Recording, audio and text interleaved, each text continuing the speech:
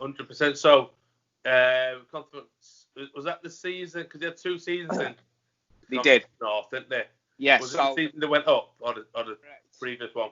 The one that we went up in. So the first season that they had in there, they got to the playoffs. Yeah. They were still part time at this point, and they got to the playoffs and got beat. So by all accounts, that was it when Gary Neville went, right, I'm going to pump a load of money in. We're going to go full time. We're going to get a good setup, and we're going to get out of this league and get into National League. Yeah. And that's when I came in then to play in that Conference North side that were full time. The first time Salford had ever gone full time. The first time Bernard and Jono, 2 managers, had gone full time. And I thrived off it again. I walked into this team completely oblivious to the amount of quality and just ability and history in the players. I didn't have a clue who Bernard and Jono were. I'd heard about this documentary of Salford City and after '92, but I'm a Blue, so it was kind of putting me off watching it anyway. And I just thought, you know what, I don't really want to watch that. Anyway, I've ended up signing for him. So I thought, in between the summer holidays of not turning to Salford yet, I thought, right, I'll give it a watch. And I'm captivated then. I'm on BBC and I'm just thinking, wow, I can't believe I'm going to be playing under these two. Because they kind of give off on this documentary that they're these bullies, they're aggressive, they're horrible, they're, controversial. And then you meet them, and they're the 2 loveliest fellas you could ever meet. Right. I mean, I think I said it to you yesterday when we were talking off camera. Bernard was like my dad. Right. Football. He was like me, to be fair, so was Jono. The pair of them were. They just took me under. I was 19. They looked after me. They had a laugh. And they sort of taught me how to have a laugh at work, but also make sure that you put in 110% in, week out. And I can't thank them enough. They were the 2 best managers I've played under so far, that's for sure. Yeah. So you thrived in that environment of them too. Exactly. That team. Obviously, again, we were outsiders watching over the course, and obviously you watched the documentary. But that team just seemed to be the team that it's to beat it. And I used to refer to it as like they were like the Man City, the Man United of conference, weren't it? 'Cause everybody wanted to beat them because of who they are and the people behind them. Well, that was it. Every game that we played in that league was a cup final. Yeah. Whoever we played against, playing against us was a cup final to them, and it didn't matter whether you were York, Kiddie, Stockport, or you were Curzon, North Ferriby, whoever else. Everybody wanted to beat us. Everybody wanted to turn us over, and it was an interesting one really, because that was probably my first introduction then to being hated. Yeah. Absolutely hated. Was it? I thrived off it. Why would you not? If you've got people that are doubting, that want to put doubt in you, that they want to do whatever they can to sort of put you off your game. For me personally, I thrive off that again. So I it went the opposite way, and I did better than what I normally would have done to sort of prove a point. I'm quite stubborn. Yeah. So which I think as a footballer as well, you've got to be. You've got a thick skin, and you've got to have that stubbornness in you. I mean, my dad's. I've got quite a funny thing that my dad says. I say it to a lot of people really, but when I said to my dad, I want to be a footballer, I want to be a professional footballer, and obviously that's my route where I want to go down. He said, right, son. He said, if you want to be a professional footballer, you've got to deal with 50,000 people calling you a knobhead. Yeah. And that's it. He said, if you can deal with that and you can understand that that's the reality, you'll make it. Because at the time as well, I think I might have been 14, 15. And it was my first time where I had a bit of conflict between players. And I didn't like it when someone had said something to us quite aggressively. And yeah. I was a bit taken back by it because it was a bit like, why are you talking to me like that? And stuff like that. So I remember coming home and I said, Dad, I hate it. I hate the way they're talking. I hate the way they're doing this, that, and the other. He said, mate, you've got the least of your worries at the minute. He said, if you want to actually make it, you've got to deal with 50,000 people calling you every name under the sun. So from that day, I sort of went, right, okay, I'll take that. Yeah, I accept it. So, exactly. If I remember rightly from that season, you were smashing it, and then there was a time, I think every team in every league always has a rocky patch when they're on top, and you went a rocky patch, didn't you? Right, we did, yeah. I remember Harrogate. there was a time of like uncertainty, weren't they, going forward? Yeah. Did that seem to affect the balance of the team? Was like the outside interference sort of affecting inside the bubble? No, it's a great question, to be fair, because looking back in hindsight, it probably did affect us a little bit. It probably did. But whilst you're in there, and what we've done is we created an environment where it didn't matter. With Bernard and Jono and the players that we had about 8 or 9 leaders in that team. Yeah. You know what I mean? So we had an absolute great captain, Liam Hogan, who controlled the dressing room, controlled various other things that needed to be, helped Bernard and Jono out a lot as well, in obviously the experience that he's had. I mean, you look back, you just think, wow. Do you know what I mean? Yeah. It really was a dream team to be a 19-year-old to be in. So what we've done is we created an environment where whatever outside interference was happening, we didn't let it affect ourselves as best as we could, and we deflected everything off, and we'd done so well leading up to that point. We were running away with the league. Yeah. We were 12 points clear, I think we were, at the time. And I think there was just a few, I don't know, just bad performances. Injuries affected us a little bit.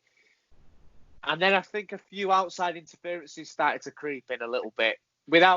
Again, I was 19, I was naive, I didn't hear anything. I just thought about driving to work, doing what I needed to do, come home, and making sure I was right for the Saturday or the Tuesday night games. Yeah. So I tried to do my best to block it as best as I could. And so did everybody else. However, it did have a little bit of a knock-on effect to us leading up to that Kidderminster game.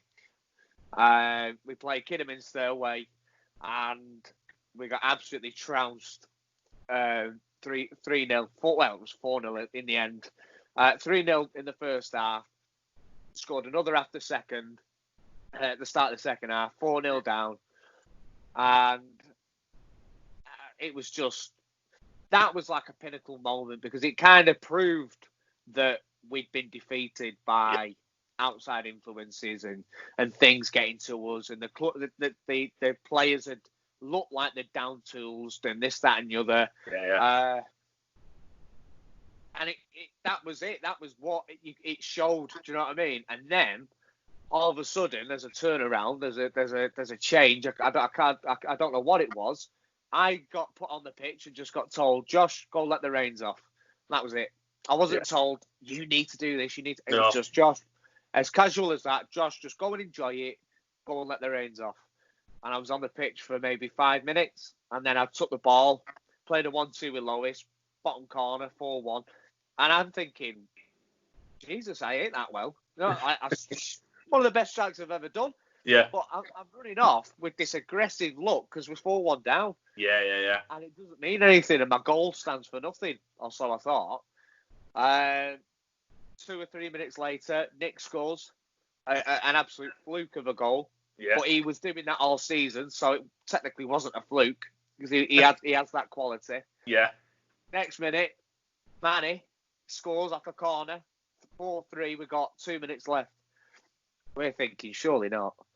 But at the time, we're thinking, yeah, we can. It wasn't we might do it. It was, we're going to do it. Yeah, we're gonna crack on. 2 minutes later, penalty. And I'm sat there thinking, what have I just witnessed here? Obviously, he misses the penalty, gets the rebound, shuts the fans, get into the changing room. Everyone's just sat there elated, but like close to tears, because everyone's just thinking, what is that? What's just happened there? Yeah. You couldn't have wrote it. You couldn't have wrote that. That was basically summing up our season. It was this, at times, really bad, performances or really bad situations to then come out of it with this ridiculous comeback, great results, great this, that, and the other. Do you know what I mean? It was really a roller coaster completely. Yeah. And the documentary sort of it really replicates that as best as it could, and it was kind of good watching it back, really. Yeah, but it was. So then you obviously went on to win promotion that season. Then. Yeah. Up to the conference. Bernard, Yeah. Jono obviously would left and then Yeah. changed your hands. So how did that then affect yourself? Well, obviously with the first team for that season. Yeah, well, that's the thing. You know, I'm 20 now. I've just played nearly 40 odd games for Salford City. I've got a winner's medal. We've done what we needed to do. We had a meeting at Hotel Football the first day I'd met anybody. We had a meeting just before training. This is going back to the very start of that season. Yeah. And Bernard and Jono sat us all down and they said, look, if we don't get promoted this season and we're not out and out winners, all of us are sacked. It's as simple as that. Right. And I'm sitting there thinking, okay, this is serious. Yeah. You know what I mean? So I'm thinking, right, here we go. I'm in for it now. So of course that's been achieved. Bernard and Jono trusted me. They wanted to play me. They knew my strengths. They knew my weaknesses. They knew everything about me. And they just gone. And I was told I'd just signed a new deal as well in the summer, leading off the back of winning the league. Right. So I'm thinking, great, I've got another 2 years here. I couldn't ask for more. Yeah. But I was also told a lot of things that, looking back now, were never going to happen. But that's what happens at the end of the day. You are told a lot of false promises. I was told I was going to get a fair shot. I don't think I did. No. I was told that I was going to be one for the future at Salford. That never happened. And I was just told a lot of things that at the time I'd say stroke my ego. I'd say got me in a mindset to do nothing but put everything in for Salford, which I would have done anyway. Yeah. But it was that a real belonging at the time. And I'd say about halfway through that season, I realised that I don't belong here anymore. And that was a very tough thing to take. And I challenged it for ages. I challenged it in my own head. I challenged it with, I need to go out on loan. I need to go out on loan and prove myself. Then I'll get a chance. I challenged it with training. I need to train extra because then I'll get a chance. I need to challenge it with this, that, and the other. And obviously that chance never came. So it was a sort of conflict of emotions, really, because I've gone from this elated, ecstatic season under Bernard and Jono, under this team that worked brilliantly. I got to know every single lad individually. Do you know what I mean? They weren't just teammates, they were mates. And then obviously things really changed very, very quickly for me, and not in the way I wanted it to. So that was probably a start of a real negative time in my life, probably a year and a half on from that, really. Right. And that was probably when it all started to build up. So I'd done my duties out on loan. I'd done my duties in the cup games, in the FA Trophy for Salford in the National League when they were there. And then from October time, I played no other game. I had no other interaction with Salford's first team. I was training with them week in, week out, but I was never playing with them. Right. And I knew that. Pushed out. Exactly. And there was no word from that. Was it obviously new manager and stuff like that? Was it no like, you know, you're not yeah, I mean, Graham Alexander were honest. He was honest. And and he knew how I was feeling. He could see it. It was frustrating for me at the time. It was frustrating for a couple of others that were in the same boat. And again, I think to keep us sweet, we were promised other things that again never came off. So come the end of that season, they've got promoted. They've gone to Wembley. They've gone in the playoffs. They've won. We've travelled down. Suited and booted. We're watching them play. And we're in the... what's it called? Why have I forgot his name? At Wembley. Yeah, it's not the Bobby Charlton suite. It might be, actually. Bobby Moore. Bobby Moore suite, that's it, Yeah. We're in the Bobby Moore suite. It's absolutely ridiculous. The players' lounge. It's amazing. Do you know what I mean? And yeah. I'm thinking to myself, wow, I'm at Wembley. I'm not here to watch City. I'm here to watch the team I'm employed by go and get promotion if they can, obviously. They'll be absolutely battered, filed. So I remember him. They went up, picked the trophy up, celebrated, came down with the medals, and they'd gone right past where we were, and we were letting on to him. Every player that came down, shaking their hand, hugging him, this, that, and the other. And I remember sitting there thinking, I can't believe I'm here in this absolute awe and amazement. And then again, I was sitting there thinking, I can't believe I'm sat here. Yeah. I'm not there. And I'm not picking up a medal. And I'm not walking down there shaking hands with the youth team at the bottom. Do you know what I mean? Yeah. So that was a real mix of emotions. Again, it was tough. It was tough to take. And it was kind of a sort of lump in the back of your throat because it makes you sit there and think, last year, I had one of them medals around my neck. Yeah. And I was part of it. I was part of the fans coming on the pitch. I was part of all of it. And then I felt so distant this time round. And that was, again, when things were starting to sort of take a turn in a direction that I didn't want it to go down. But again, as I kept being told, that's football. So, anyway, season ends. I get told that I'm going on a season-long loan to Chester. They were going to put that in place for me. It would be a great club for me to go to. It would be a real good challenge for me. And at the end of the day, they said it's the least that we can do to get you out there and go and have a full season. Talking the season just gone. Yeah. I'm thinking, brilliant, great. Chester, great club. Bird and John over there. I'm thinking, right, this is it. This is the spark I need. Yeah. Reignite. Exactly. That fell through within a matter of days for reasons that I'm still unsure about.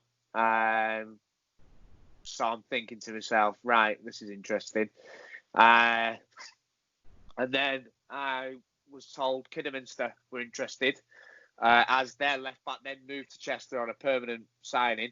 So Kidderminster needed a left back. Kiddy phoned me up, manager Russell Penn, the owner, or chairman, should I say, sorry, rang me up, telling me that they want me to be there, they want me to play for them. And I was thinking to myself, brilliant, all right, if it ain't going to be Chester, it's Kidderminster. Happy days, let's go. And I was told that I wasn't allowed to go to Kidderminster. I was told that they still wanted me to be in full-time at Salford, which doesn't make sense now because Chester were hybrid anyway. Yeah. Anyway, I was told they wanted me to go to a part-time team so that I could still train with Salford full-time. And as a player, you're sitting there thinking, all right, so I must still be in your plans then. Yeah. If I wasn't in your plans, you'd want me to go full-time, so I'm not in and around it. But why would you still want me to be in and around it? It doesn't really make sense. So Kidderminster was stopped. I wasn't allowed to go, and I ended up signing for Curzon. And at the time, I'm thinking, right, okay, it's Curzon then. That's the team that I'm going to. I'm going to go and play my backside off and go and enjoy it. Do you know what I mean? And go and make the most of that season. So it was a bit bittersweet, but at the same time, I'm thinking to myself, look, I'm out of there. I can go play. I can go and do what I need to do for a full season. Yeah. It was the first time I'd ever had a full season long loan, so I was excited. Do you feel like the previous season was like a waste as such? It felt like it. Yeah. To a point. Yeah, don't get me wrong. I think the interesting thing that I can say about Salford is I started there as a boy and I came out of there as a man. Yeah. So that's something I've always got to be grateful for. And the opportunities that I was given and the people that I met and played with and was managed by. But at the same time, that season needed someone to sort of look after us a bit more. Someone to pull me to one side and tell me that this, and this will be in place. And then for it to happen. Not to tell me things and then for it to not happen. That was more disheartening than anything else. You know what I mean? It was kind of a feeling of false promises. I was told something will happen, then it didn't. Then the next thing was said, and I'm always contradicting it then. I'm thinking, is this going to happen or is it not? Yeah. You know what I mean? So I think now, especially coming into this sort of period in my career, I'm glad I've gone through all them life lessons at 20, 21, 22, because now I know nothing's certain until that pen's on that dotted line. It's all experience, isn't it, at the end of the day? Exactly. And that's part and parcel of it. Yeah. It is, and that's like any walk of life, any job. You're going to have your ups, you're going to have your downs. My only issue with Salford was I went from the highest up to the lowest down and stayed near enough and plateaued at this sort of point. At a baseline, really. And it wasn't enjoyable. It was. I talked to people about Salford, and I always kept referring to that season when we won the league, and the season I was under Bernard and Jono, and the season I did this, and the season I did that. I was never talking in the present. Right. I always kept referring back. Someone pulled me up on it. He said, "Why do you keep referring back?" And I was sitting there. It took me aback. I was like, "Well, that's because all my memories and all my happy times were there." And then, Right now, I haven't got much to really tell you. Do you know what I mean? So, but then again, I was quite fortunate to get half a season, if that, at Ashton United under Jody Banning. You know, I had a great time with him and I enjoyed it. I got out. He basically pulled me over. It was like a Bernard and Jono situation. He just said, "Take the reins off. Go and play left wing, left back, midfield. I'll play you wherever. Just go and enjoy it." And then I got called back to play in the cup games, and then Salford wouldn't let me back to Ashton. Right. And at the back end of that season, Chester were interested to take me on a loan to the end of the season. Salford didn't let that happen either. So there's quite a pattern that seems to keep appearing on my loans. But anyway, I ended up going to Curzon. I was dead set, mindset, thinking this is it. This is my opportunity. This is where I need to do what I need to do. Show people what I can do and prove a lot of people wrong, really. And 2 weeks before the season started, I lost my granddad, who was an absolute, influential person in my life. He was a second dad, and it absolutely hit me like a ton of bricks. It could just completely. I'd say I'm going to be honest. It destroyed me without me even realizing it. I completely went within myself. I wasn't my old typical character. My fitness deteriorated, my mind and my ability to work and my ability to concentrate, my ability to understand what was happening just completely went out the window. It blew me up from the inside. But I kept convincing myself I was okay. I kept telling myself I was all right, and I kept trying to put a face of a clown onto people to make them think that I was okay. When really, everybody that knows me, everybody that knows the type of person I am, the minute I'm not okay, everybody can read it and see it anyway. Yeah. But I thought I was the best actor. Do you know what I mean? I thought I was convincing everybody. I remember coming in from work, and there were times where I pulled up at Salford. I didn't even want to go through the doors. I didn't even want to interact with people. And I'm a very sort of people's person. I want to be around people. I love conversation. I love chatting. But at that time in my life, that was the worst thing I could have done, was talk. Yeah. And then that was when I was battling my own demons in my head then. And I think you made a great point to me off camera. That was the start, including everything else that had happened the season previous. The frustration, the upset, the anger, the disappointment, the being so close yet so far away to where I want to be, and being at Wembley and all that, these sort of emotions, they all got the better of me. Yeah. And I was eaten up, and I fell into a state of depression.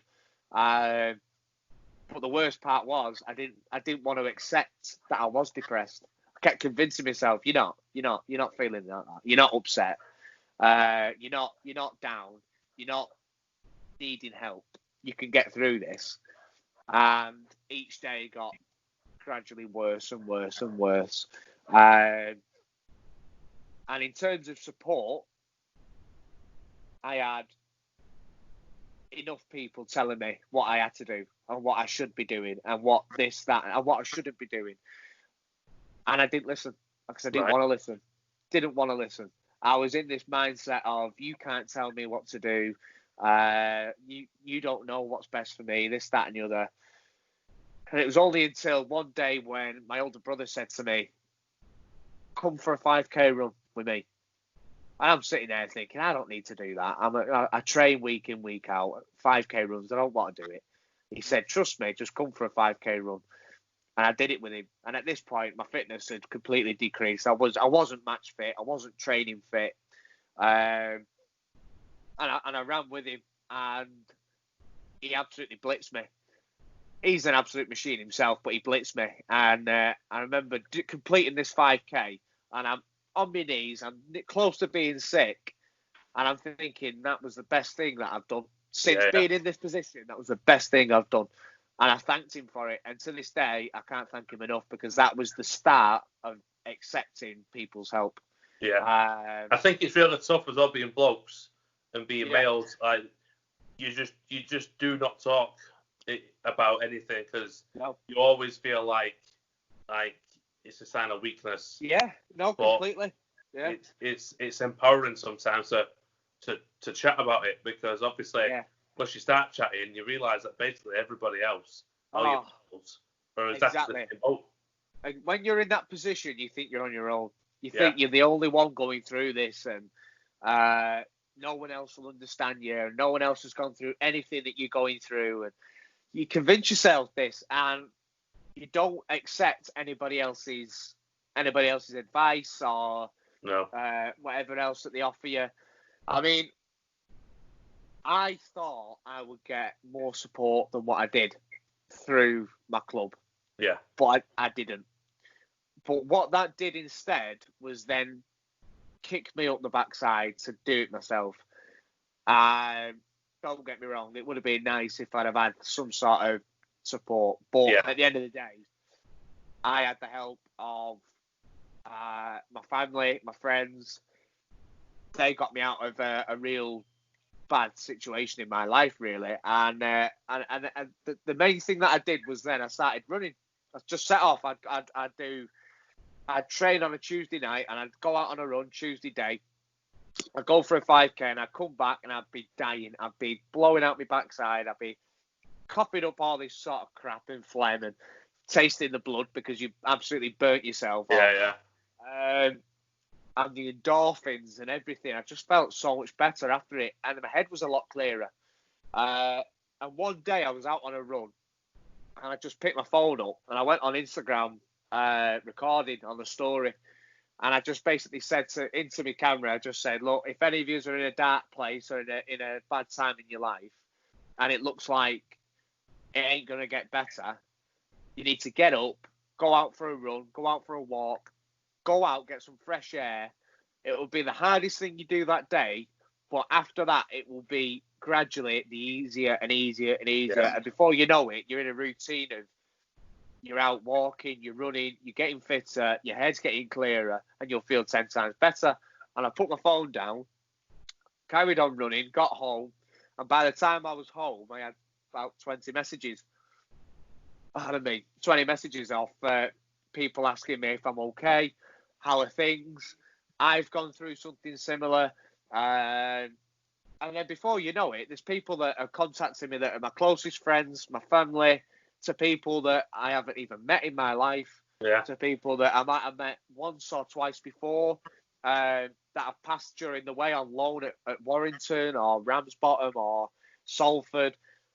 And before you know it, I've got people talking, and every single conversation was a positive conversation. Yeah. And it opens the doors, doesn't it, massively? Exactly. It opened so many doors for everybody else to come and either talk to me about it, or for me to talk to them about it, or just have a discussion in general. And it was such a relief to know that I'm not on my own. I've not dealt through this on my own.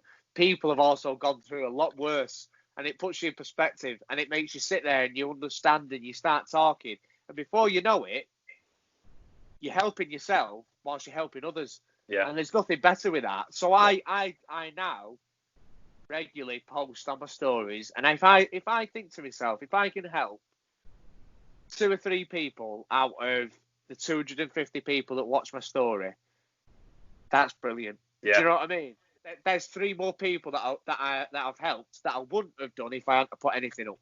Yeah, and that's it. And then obviously it's that kick-on effect, isn't it? Because obviously if they're then pushed into something, they can help somebody else. And exactly, so just getting that awareness out there is vital.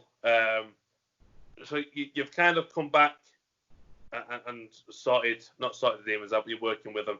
You're still at Curzon Ashton. So how did the rest of the season kind of pan out? Well, that was an interesting one, really, because I'd started the season off like a house on fire because I felt like I had a point to prove. Yeah. And at that time, I thought I was okay. And I wasn't as bad because it's not... I mean, you can tell me this from your own experience, but it doesn't necessarily get you straight away, the grief, dealing with grief. It's 2 and 3 months later when it really comes and gets you. And I experienced that in that season. So the first month was this playing week in, week out. This is this is great, but I was still coming home not feeling 100%. I didn't know why. Moving on to 2 and 3 months into the season, I was an absolute wreck. I was a car crash, so to speak, whilst trying to convince people that I'm not. Yeah. And the worst part, convinced myself that I'm okay. So I got taken out the team, put on the bench, put in as a sub, maybe started the odd game. Then I got injured. Then I was during an injury time where injury sort of recovery whilst dealing with mental health was just an absolute terrible mix. Yeah, but because I wasn't getting any fitness in, I wasn't getting any endorphins in to feel any better. I was just sat around making myself worse, really. So coming out of that, once I started running, came out, recovered from my injury, ran, carried on running. Before you know it, my fitness were better than it was at the start of the season. Yeah. And I was still in and out of the team. And then Mark had one day put me as a starting left back. Well, actually, no, I tell a lie. I was a sub, and the lad who was starting got injured in the warm up, and Mark said to me, "You're starting today, but you're in." So I wasn't necessarily building my mindset up because obviously on that Friday night I'm thinking, right, prepare for this game, but you're a sub. That was it. It was prepare for the game like you would do normally, like you're starting, but you know you're a sub. Yeah. So obviously I got thrown in at the deep end, and that whole game was probably one of my best performances I've probably ever put in. Oh, was it? Yeah, and I remember coming off the pitch at the end close to tears because I felt like I'd turned a corner in my life. Not just this game, not just my career, not just my life. It was like this. It was evidence that if you get help, and you want to be helped, and you let your ego down, and you allow people to tell you what you need to be told, and you accept the help, your life can change, and your emotions can change, and your mental health can change. Yeah. So that was quite a big sort of evidence for me that all that help came into one, made my performance as good as it was. And like I said, I came off that pitch and I just pulled Mark over and I just said, thank you. And he said, don't be daft, we needed you to play. And I said, no, but thank you. You don't get it. Yeah. And that was it. It wasn't a big emotional thing. It was just a thank you, and that was that. And since then, my performances just went. And then I started week in, week out. I cemented that left-back spot again. But my performances went better. Every game I was coming home going, that was my best game, that. I'd go for a brew round at my nan's. I'd sit there and she'd go, how was Saturday? Say I'm on the Sunday. How was that game yesterday? I said, Nan, it was the best performance I've played in. Yeah. Week later, Nan, that was the best I've ever played. Week later, Nan, honestly, I know you might think I'm lying now, but that was the best I've played. I mean, I'd go on, I bet you, is it the best you played? And I'd go, no, Nan, I was rubbish today.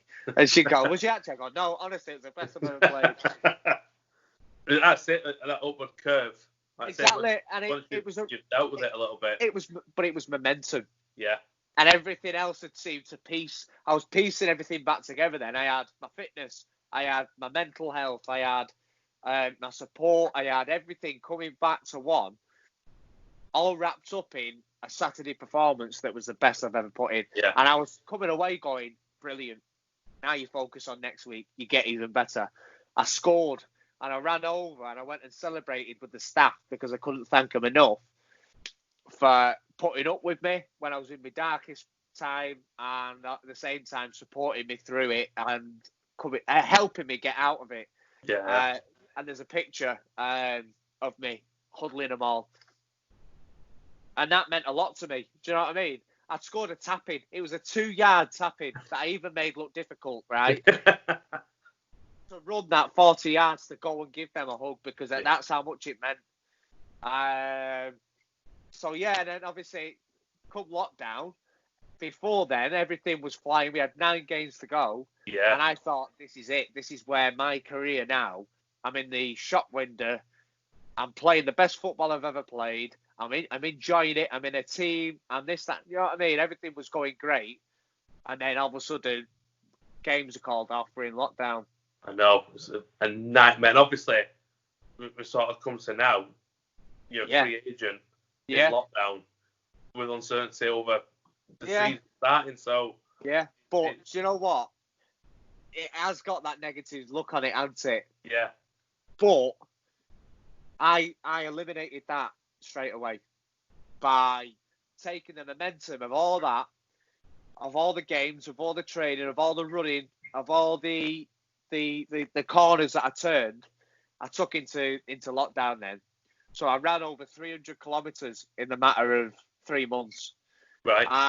I then carried on running into lockdown more so than I was doing during the season and training and obviously still being at Salford.